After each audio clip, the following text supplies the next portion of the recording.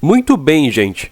Depois de pensar bastante no que eu realmente queria trazer no canal, acabei decidindo fazer algo mais voltado ao conhecimento e curiosidade sobre o jogo em si. Algo mais uniforme e certo, até para ter uma continuidade, coisa que o meu canal precisa, um conteúdo mais consistente e não aleatório como eu fazia. Irei trazer a história do Yu-Gi-Oh! TCG, não esses resuminhos que a galera faz. Pretendo fazer um negócio mais completo. Iremos analisar a evolução do jogo bem de perto e ver como ele realmente era na época.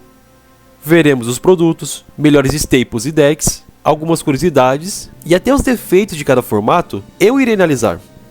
Hoje veremos a primeira Booster Box lançada para o ocidente, a Lenda do Dragão Branco de Olhos Azuis, além de outras coisas paralelo a ela. E não, galera, eu não irei analisar as coleções da OCG, pelo menos não hoje. No máximo irei citar algumas delas e pronto, porque o propósito aqui é só o TCG mesmo, beleza?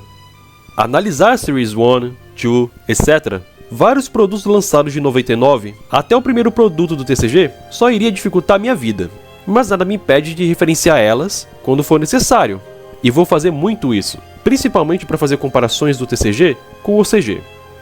Vou tentar fazer o negócio ser o mais completo que eu puder acerca disso, um pseudo-documentário do jogo.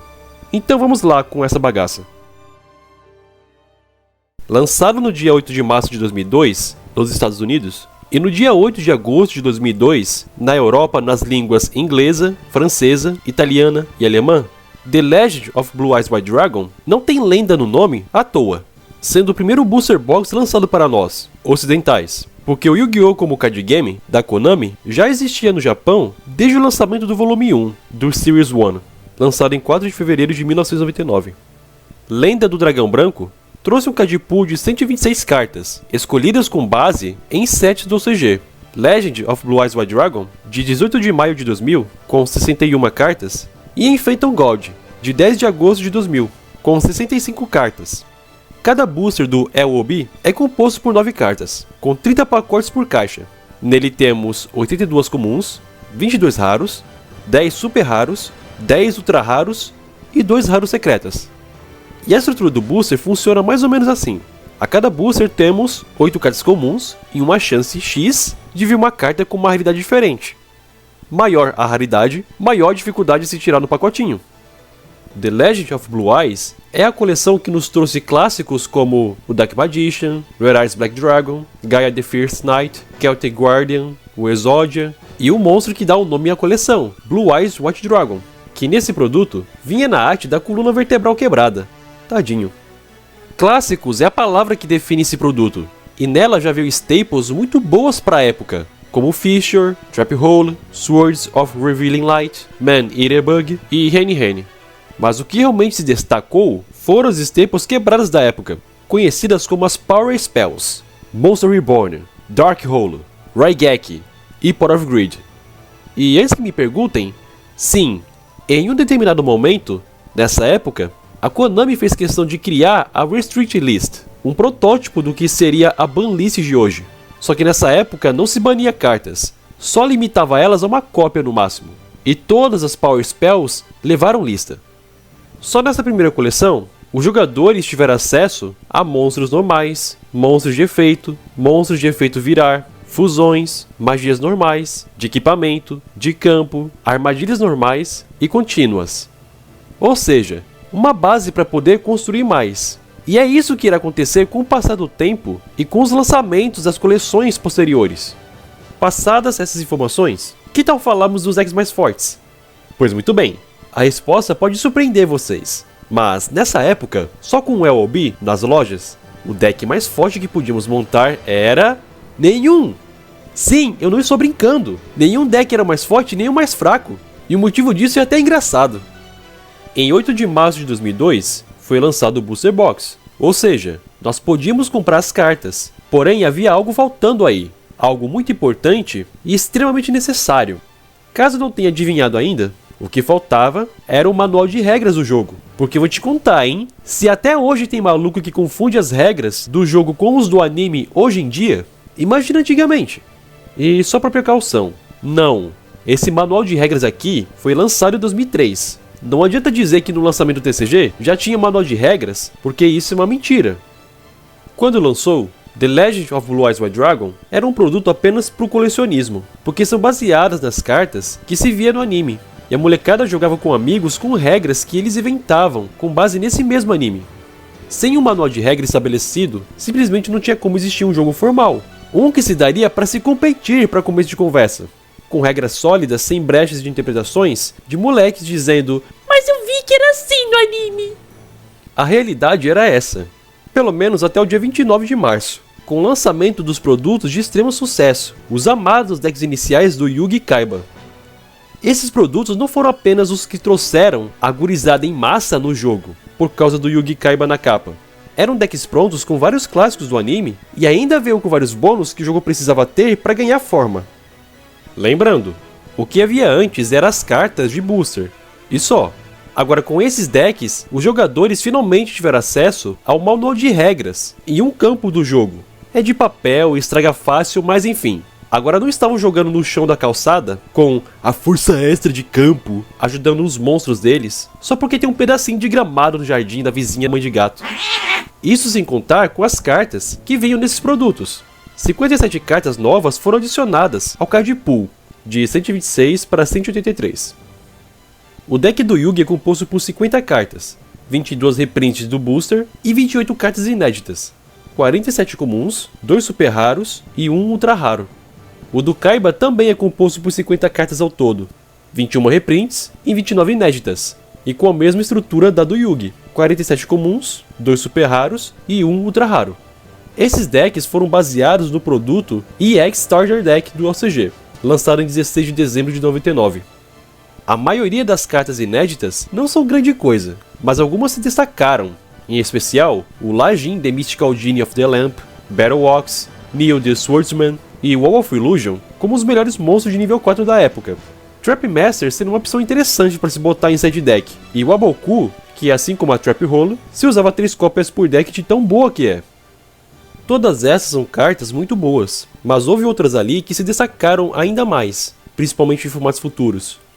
Just Desserts e principalmente Last Will foram adições muito fortes para o jogo. Agora nada foi mais impactante do que a inclusão da Change of Heart e Ultimate Offering. Change of Heart se consagra por fazer parte das 5 Power Spell Cards, das 5 cartas mais fortes do jogo da época. E Ultimate Offering é uma carta quebrada e muito idiota. Sabe aquela reclamação que fazem dizendo que Yu-Gi-Oh! Atual só envolve invocar um monte de bicho no turno só?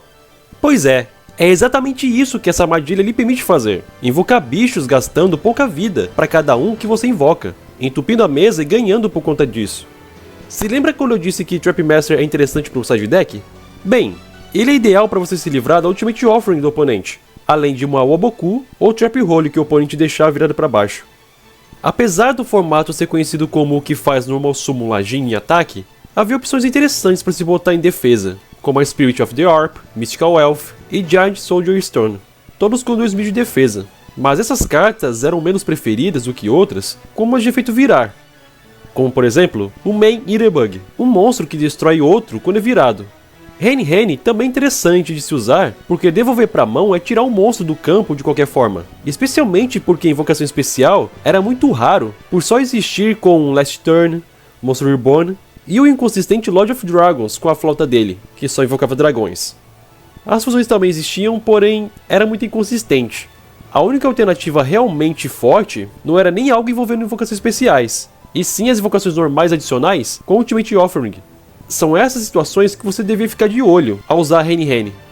Wall of Illusion, por outro lado, é até melhor que Rene por ter 1850 pontos de defesa. Ou seja, ela sobreviveu ao ataque do Lajin e ainda o devolvia para a mão. E mesmo se ela fosse atacada por um monstro mais forte e morresse, ela ainda se livraria de um bicho do oponente.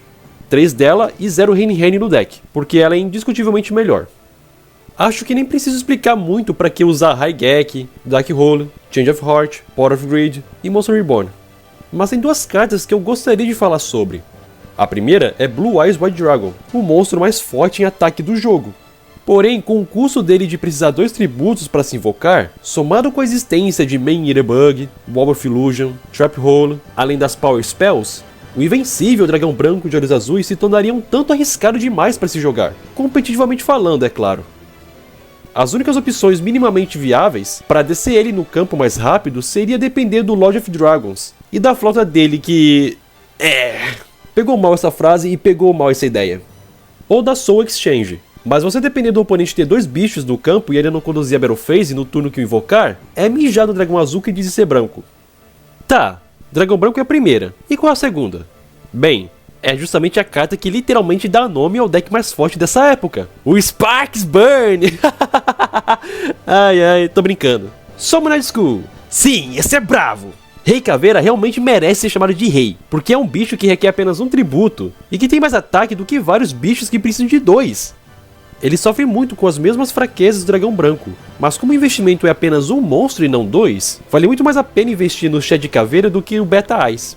O deck mais forte da época é o Summoner School Beatdown. Eis a lista dele para quem quiser montar e experimentar. 3 Lajin, 3 Nil, 3 Battle Ox e 3 Recaveira, assim como a Power Spells, os Flip Bacana, as Trap FDP, etc.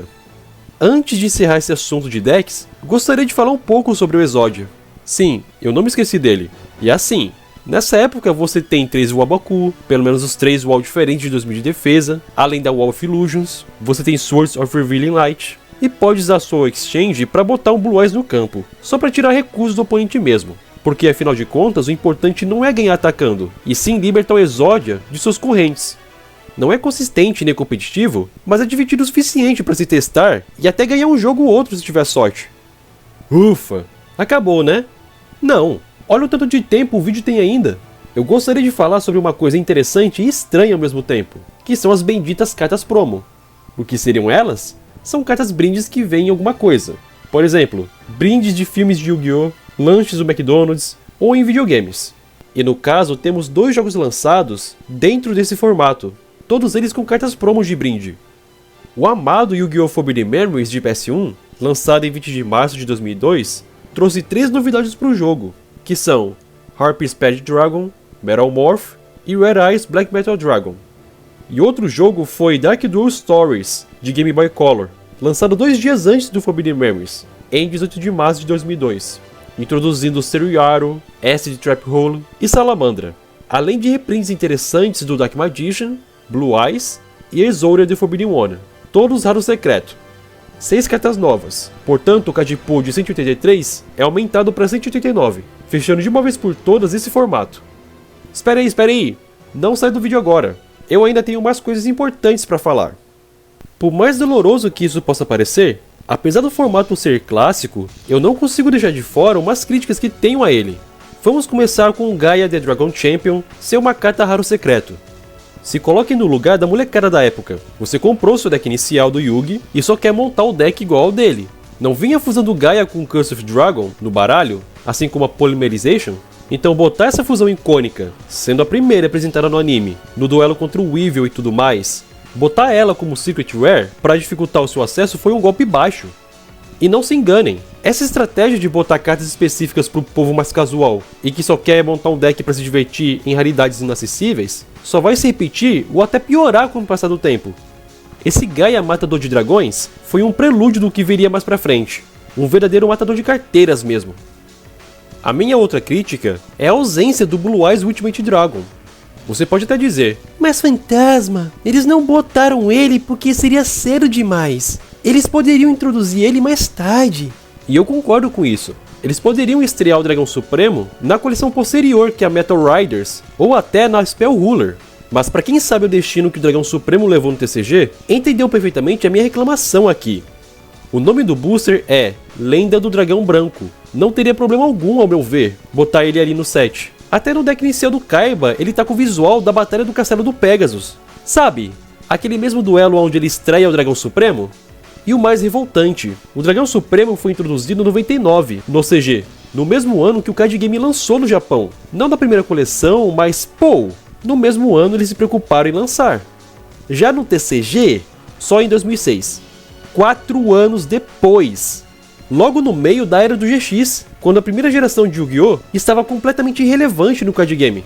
Na minha opinião, o Dragão Supremo deveria estar nessa primeira coleção ou nas 2 posteriores. Mas a TCG não fez isso, e ainda ignorou inúmeras outras fusões clássicas que a gente vê no Forbidden Memories, por exemplo. Só foram lançadas em 2006 ou bem depois.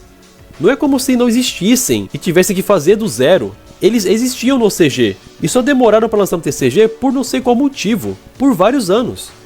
Isso foi muito nojento, tanto para os apreciadores de Yu-Gi-Oh! Na época, os jogadores que não tinham o clássico completo, a não ser se você morasse no Japão, lá tinha tudo, quanto para o povo do próprio Time Wizard. Não pode usar Mystical Sand no formato GOT porque ela só foi lançada no TCG em 2012. Isso foi um grande desserviço e insulto ao próprio jogo, e por isso que reclamo. E para finalizar esse lance de críticas e reclamações, Ultimate Offering é escrota. Ela é uma carta horrível para a saúde do jogo, forte e ridícula demais. Felizmente o jogo tem um Trap Master. Não é o ideal como a Mystical Space Typhoon seria para lidar com essa praga, mas pelo menos você não depende do lixo que é Remove Trap.